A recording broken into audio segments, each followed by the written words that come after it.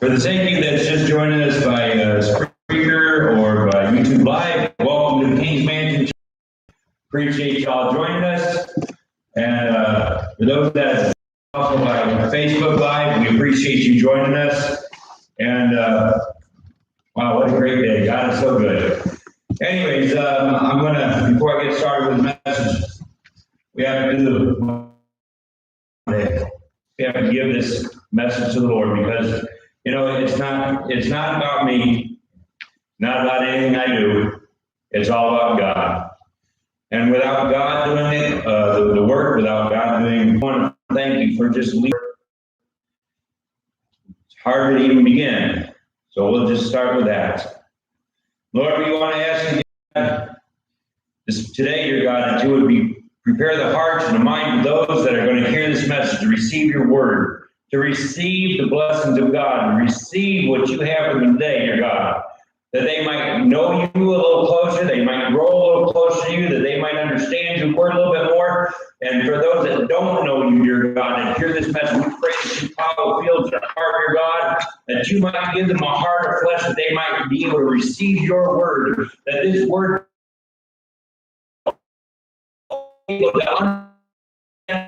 receive you, dear God, in their heart, that they can receive you as Lord and Savior, dear God. Lord, I pray today that you use me, dear God, as my message. You're weak, but that's okay. And that, you know, that might sound like kind of a strange title. However, I believe if you're walking on this earth, if you're walking in a fleshly body, there's areas in your life that are weakening. And so I say this because, like I said, even Paul, the greatest preacher of all, says in 2 Corinthians 12 and 8, said, "First, this thing, I besought the Lord thrice, that it might depart from me." And what this tells me is that Paul had a problem of some kind. Apparently that was a weak area of his life. So he goes before the Lord and asks him to remove it. And I don't know if it was some kind of, nobody really knows. People speculate all the time. Some people say it was a vision. Some people say he might have had a speech impediment. Some people say this. Some people say that. It doesn't matter what it was. I don't care what it was. And I believe that God let that be vague for a reason. God let it be vague for a reason. Why? Why did he let it be vague? He wanted us to speculate. Why? Because that might be the same thing we got. I got asthma. You realize there are some days when I preach up here, and I get to preaching, and my lungs will get to burning. My lungs will get to burning because I have asthma. I exercise induced asthma, and there's some days I kind of get wound up here, don't I? And there's some days I get down here and I'm exhausted because I can feel that kicking up on me. And I prayed, I don't know how many times I prayed, God, take this away from me. God, take this away from me. And yet that song we sang, my grace is sufficient. His grace is sufficient for another day. God kept reminding me, look what Paul did. Look what Paul did. And I kept saying, but God, it's so hard for me to breathe. And then all of a sudden, it got to the point where my job was taken from me. I couldn't understand why why that was happening. But I failed to realize at that point that God told me years before He wanted me to go full-time ministry. And I'm like, well, why, Lord? You said to me, why? Lord, you want me to go full-time ministry? So you want me to go full-time ministry? You have to replace my income. I never pieced it together that He was going to use the asthma to replace my income. I didn't think about that when I said that. It was the furthest thing from my mind. I didn't know He was going to just pull my job out from underneath me. I didn't know that was going to happen when I said that 10 years earlier. But yet He used that, and I kept saying, God, take this away, take this asthma away. I'm tired of spending time in the hospital. I'm tired of this problem. What I didn't realize was His grace was sufficient. I had a weakness. My weakness was I was getting tired of this. I've gotten used to it now. I've gotten to the point where, hey, I was born with this thing. God used it for His glory, and I'm okay with it now. I've got that point. But you know what? I'm sure there's another area in my life I'm weak in. I'm sure there's another area. Now watch this. There was an area of Paul's life is weakened. And I'm sure that, Michael, you got one. Shadow, you got one. Marsh, you got one.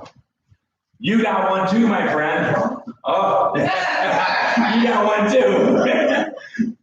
You're weak, buddy, but it's okay. Dan, Joan, Sister Betty, Michaela, Vicky, you're weak. Shadow, you're weak, but it's okay. I know, y'all get mad if you can throw a cleaner's box or something, I don't care, but it's okay. You're weak, but it's okay. There's some area of your life you're weak in, but it's okay. It's okay. Paul was. And then watch this. Watch what he said. 2 Corinthians, very next verse. Watch this. This is what God said to him, and Paul's response to what God said. Paul said God answered him in 2 Corinthians 12:9. He said, my grace is sufficient for thee. My grace is sufficient for thee. I don't care what your problem is. I don't care how weak you are. I don't care what your weakness is. God's grace is sufficient. He's going to give you everything you need to do what He's called you to do. He's going to prepare every step you take. If He's called you to do something, if He's called you to go someplace, if He's called you to say something, go someplace, do something, He's prepared the way for you. He will prepare the way. If He's called you to move to another city, He's already prepared a house for you. He's already prepared the financial arrangements for you. He's already prepared everything for you.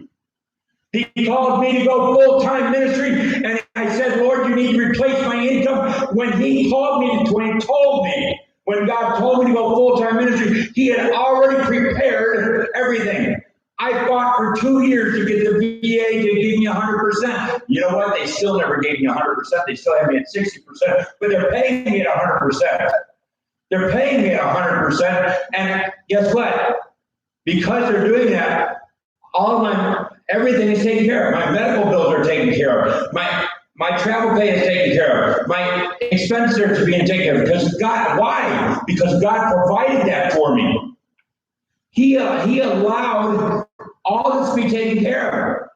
Even before I became a Christian, even before I gave my life to Jesus Christ, He prepared all this ahead of time. See, God knows what He's doing. His grace is sufficient for thee. And He said, for my strength is made perfect in weakness.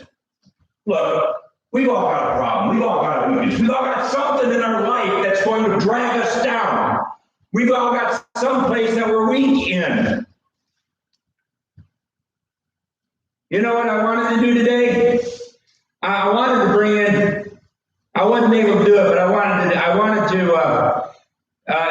to bring in a bodybuilder today. Find somebody who's a bodybuilder and bring him in. Nice, strong, muscle guy. And then show where he had some weakness in his life.